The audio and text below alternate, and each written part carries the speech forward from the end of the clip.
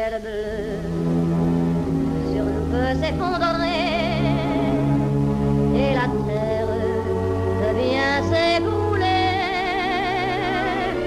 Peu m'importe si tu m'aimes, je m'en fous du monde entier. Ah, Édith Piaf. Qui aujourd'hui sait chanter l'amour comme Édith Piaf? Personne, évidemment.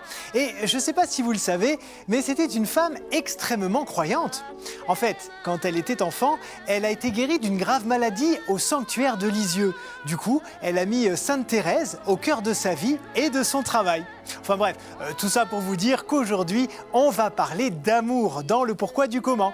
Ah bah oui, mi-février, c'est la période où on célèbre les amoureux, le meilleur moment pour découvrir l'expression « avoir le béguin pour quelqu'un ». Et pour tout comprendre, revenons à la fin du XIIe siècle, du côté de ce qui est aujourd'hui la Belgique. À cette époque, notamment dans les Flandres, on constate un important déséquilibre démographique. À cause des guerres, des décès au travail, des épidémies et des départs en croisade, entre autres, il y avait beaucoup plus de femmes que d'hommes, donc beaucoup de veuves et de jeunes filles qu'on avait beaucoup de mal à marier. C'est également une période de renouveau spirituel, avec la création de plusieurs ordres religieux, comme les franciscains ou le Carmel, par exemple. Du coup, les monastères et les couvents étaient pleins, si bien qu'un numerus clausus fut fixé par le Concile du Latran au début du XIIIe siècle, notamment pour faire le tri entre les vraies vocations et ceux qui voulaient juste trouver un abri douillet jusqu'à la fin de leur vie. Vers l'année 1215 donc, ces veuves et jeunes célibataires recherchent de nouvelles formes de vie spirituelle en communauté. Et c'est compliqué parce qu'elles ne peuvent pas devenir religieuses. Pour certaines, parce qu'elles ne sont plus chastes, et pour d'autres, parce que leurs parents doivent payer une dot au couvent pour couvrir les frais quotidiens.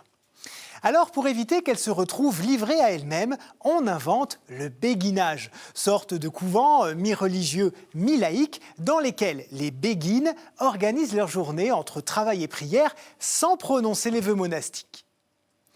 Elles ne vivent pas cloîtrées et sont généralement logées dans de petites maisons regroupées autour d'une chapelle, particulièrement en Flandre, en Rhénanie et aux Pays-Bas, avant de se répandre dans toute l'Europe. D'ailleurs, c'est le moment de vous dire que le terme béguine a une origine controversée. Certains disent qu'il vient de Lambert le Bègue, considéré comme le fondateur des premières communautés en Belgique.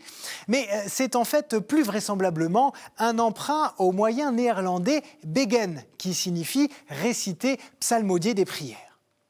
En tout cas, pour se différencier et affirmer leur foi, les béguines portaient un béguin, une coiffe de toile fine qui s'attachait sous le menton avec une petite bride.